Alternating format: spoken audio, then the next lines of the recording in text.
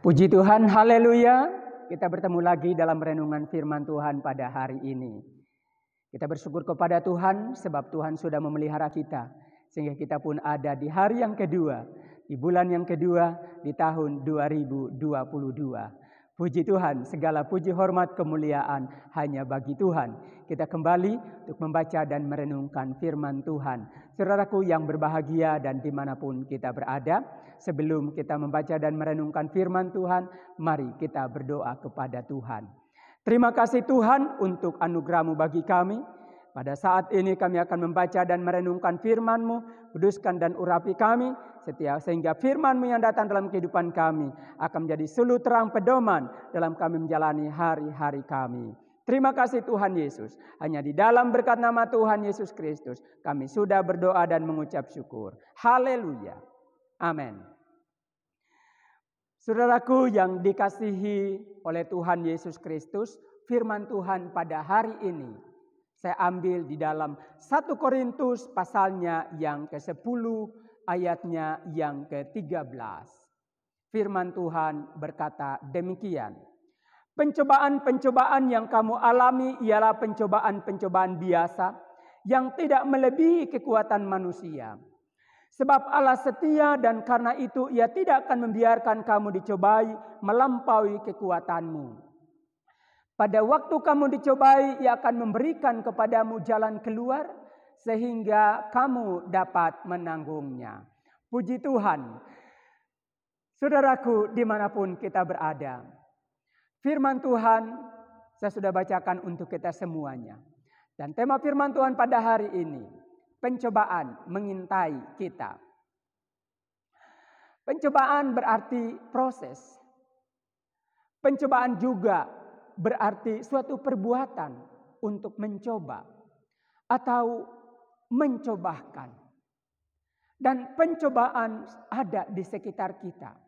Baik saat kita ada di rumah, baik kita ada di luar rumah, di tempat kita bekerja, atau dimanapun kita berada. Mengapa demikian? Karena pencobaan bukan datang daripada Tuhan, tetapi pencobaan datang dari segala keinginan kita. Seperti dikatakan di dalam Yakobus pasal yang ke-1 ayatnya yang ke-13. Di sana firman Tuhan sangat jelas mengatakan, saya bacakan untuk kita semua, Yakobus pasal 1 ayat 13, 14 dan 15. Apabila seorang dicobai, janganlah ia berkata pencobaan ini datang dari Allah. Sebab Allah tidak dapat dicobai oleh yang jahat dan Ia sendiri tidak mencobai siapapun. Tetapi tiap-tiap orang dicobai oleh keinginannya sendiri karena ia diseret dan dipikat olehnya. Ayat 15. Dan apabila keinginan itu telah dibuahi, ia melahirkan dosa. Dan apabila dosa itu sudah matang, ia melahirkan maut. Jadi kita melihat bahwa pencobaan itu bukan datang daripada Tuhan. Jadi kalau engkau mengalami suatu pencobaan, jangan berpikir itu datang daripada Tuhan. Tetapi itu datang dari keinginan kita. Jadi kita harus waspada, kita harus berhati-hati. Sebabnya tadi saya katakan bahwa ada di sekitar kita. Jangan berpikir ketika kita ada di rumah, itu tidak ada pencobaan. Ada kalau kita tidak berawas-awas. Contoh, kemarahan, ketidaksabaran. Itu bisa ada terjadi. Kita alami sesuatu yang membuat kita marah, yang membuat kita tidak sabar. Kita cepat emosi. Nah, itu bisa menjadi sesuatu yang menjerumuskan kita ke dalam dosa. Dan hal itu bisa ditunggang oleh iblis yang meras dan menjadikan kita jatuh ke dalam dosa. Karena itu saudaraku yang dikasihi oleh Tuhan Yesus Kristus, kita harus selalu berjaga-jaga. Tetapi firman Tuhan berkata bahwa bila mana kita tahan uji, maka pencobaan itu akan membuat iman kita menjadi teguh. Ayatnya yang ketiga, Yakobus pasal 1. Sebab kamu tahu bahwa ujian terhadap imanmu itu menghasilkan ketekunan. Dan biarkanlah ketekunan itu memperoleh buah yang matang. Supaya kamu menjadi sempurna dan utuh dan tak kekurangan suatu apapun. Ayat 13. Apabila seorang dicobai, janganlah ia berkata pencobaan ini datang dari Allah. Sebab Allah tidak dapat dicobai oleh yang jahat. dan ia sendiri tidak mencobai siapapun. Allah tidak mencobai. Tetapi kalau itu datang akan meneguhkan iman kita. Ayat 12. Berbahagialah orang yang bertahan dalam pencobaan. Sebab apabila ia sudah tahan uji, ia akan menerima mahkota kehidupan yang dijanjikan Allah kepada barang siapa yang mengasihi Dia. Kalau kita mengalami pencobaan, mengalami ujian dan kita mampu menghadapinya, maka kita akan memperoleh mahkota daripada Tuhan. Kita akan mengalami iman yang teguh, iman yang kokoh. Nah, saudaraku yang dikasihi oleh Tuhan Yesus Kristus. Karena itu, dalam pembacaan kita dalam 1 Korintus pasalnya yang ke-10 ayatnya yang ke-13 di sana dikatakan, pencobaan-pencobaan yang kamu alami ialah pencobaan-pencobaan biasa. Yang tidak melampaui kekuatan kita. Kalau kita dicobai, Tuhan memberikan jalan keluar. Amin. Haleluya. Kalau pencobaan itu datang dalam kehidupan kita dalam bentuk apapun. Dan kita menghadapinya bersama Tuhan. Maka di sana kita berkemenangan. Sebab firman Tuhan katakan, Tuhan memberikan kita jalan keluar. Agar kita berkemenangan. Nah, saudaraku yang dikasihi oleh Tuhan Yesus Kristus, bagaimana agar kita berkemenangan? Jalan keluar seperti apa yang perlu kita ketahui agar kita berkemenangan bila mana ada pencobaan di sekitar kita yang mengintai kita? Mari kita belajar seperti Yesus pada saat dia dicobai di dalam Matius pasalnya yang keempat, ayatnya yang ke-1.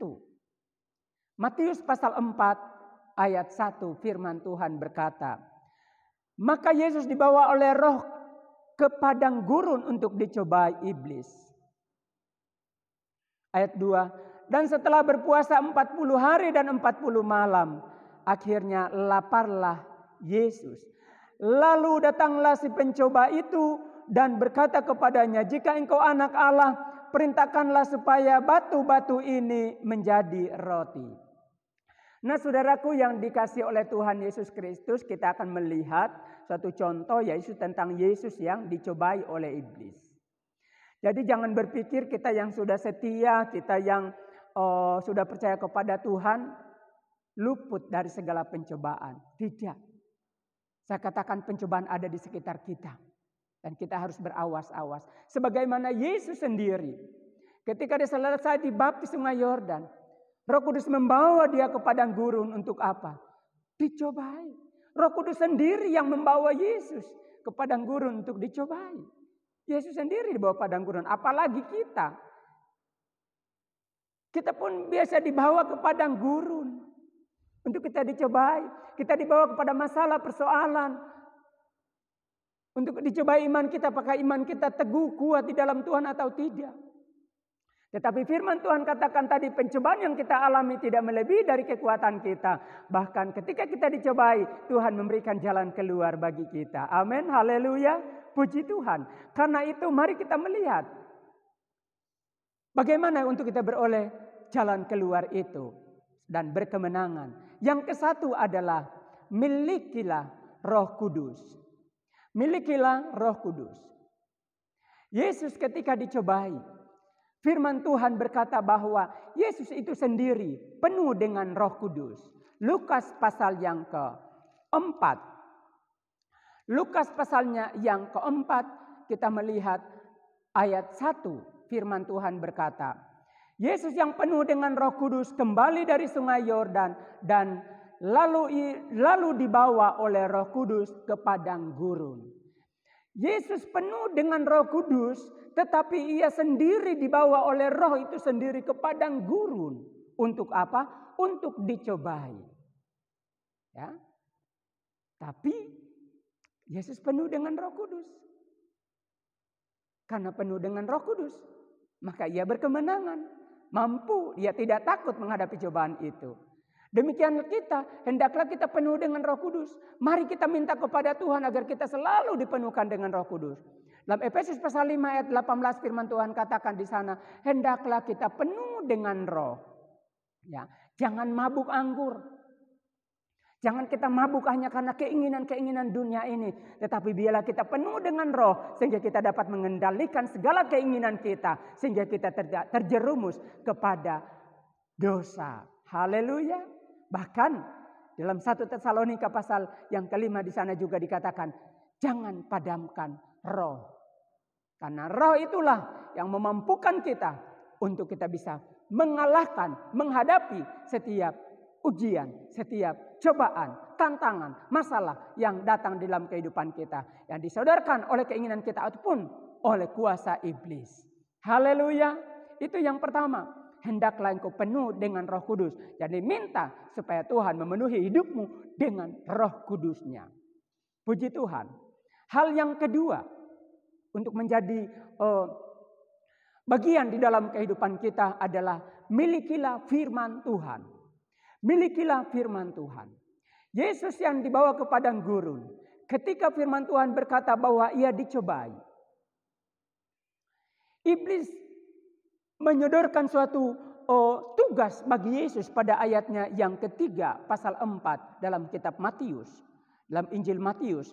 Lalu datanglah si pencoba itu dan berkata kepadanya, jika engkau anak Allah, perintahkanlah supaya batu-batu ini menjadi roti. Apa kata Yesus?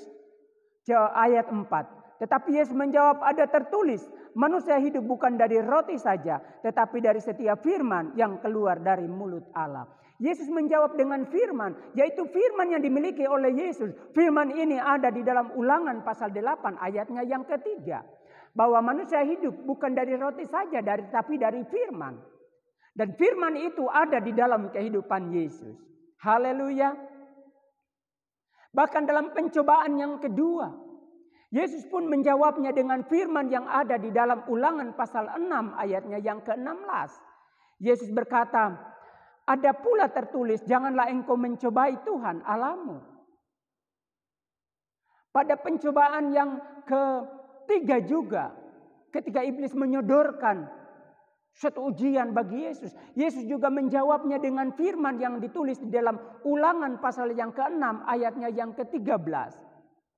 Di mana kita lihat dalam jawaban Yesus berkata ayat 10 Injil Matius. Maka berkatalah Yesus kepadanya, enyahlah iblis.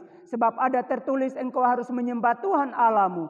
Dan hanya kepada dia sajalah engkau berbakti. Firman Tuhan ini ada di dalam Ulangan 6 ayat 13. Jadi Yesus menghadapi pencobaan itu dengan firman.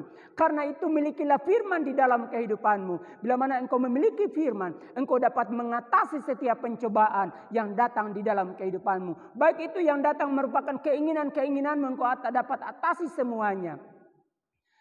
Dan pencobaan-pencobaan yang disodorkan oleh kuasa-kuasa iblis di hari-hari ini. Karena itu milikilah firman. Haleluya.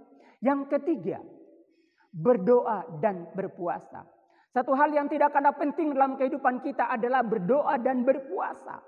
Yesus ketika ada di padang gurun, ketika dibawa oleh Roh Kudus, di sana dia berdoa dan berpuasa, dia tidak makan dan minum. Dan ketika pencobaan itu datang, dia menghadapinya, dia mendapat mengatasinya, dan Yesus berkemenangan. Haleluya. Karena itu Yesus berkata di dalam Injil Matius pasalnya yang ke-26. Ayatnya yang ke-41. Di sana firman Tuhan sangat jelas berkata. Berjaga-jagalah dan berdoalah supaya kamu jangan jatuh ke dalam pencobaan. Roh memang penurut tetapi daging lemah. Berjaga-jagalah dan berdoalah agar kita tidak jatuh ke dalam pencobaan. Pencobaan-pencobaan yang datang dalam kehidupan kita tidak melebihi kekuatan kita. Kalau ada pencobaan, Tuhan akan memberikan jalan keluar bagi kita. Jalan keluarnya adalah penuh dengan Roh Kudus. Milikilah firman di dalam kehidupanmu. Dan jangan lupa berdoa dan berpuasa. Haleluya. Ingat, pencobaan itu ada di sekitar kita. Baik di rumah, baik di tempat kita bekerja, di luar rumah. Karena itu kita harus waspada dan berhati-hati. Dan untuk kita mengalahkan pencobaan itu, kita harus penuh dengan Roh Kudus, memiliki firman di dalam kehidupan kita. Dan jangan lupa untuk selalu berdoa dan berpuasa. Haleluya, puji Tuhan. biarlah firman Tuhan ini menjadi bekal dalam kita menjalani hari-hari kita. Di mana hari ini kita sudah ada di hari yang kedua, di bulan yang kedua, di tahun 2022. Kita tidak tahu apa yang terjadi hari esok. Tetapi bersama dengan Tuhan, kita akan berkemenangan. Haleluya, puji Tuhan. Tuhan Yesus memberkati kita semuanya. Amin. Mari kita berdoa. Terima kasih Tuhan untuk firman-Mu yang kami baca pada pagi hari ini, bahkan renungkan bersama-sama. Kiranya firman-Mu menjadi berkat di dalam kehidupan kami. Dalam nama Tuhan Yesus Kristus, kiranya Tuhan Engkau tanamkan firman-Mu di dalam hati kami. Firman-Mu menjadi suluh, menjadi terang di dalam kehidupan kami. Ampuni dosa kami, di dalam berkat nama Tuhan Yesus Kristus, kami sudah menerima firman Tuhan. Haleluya. Amin.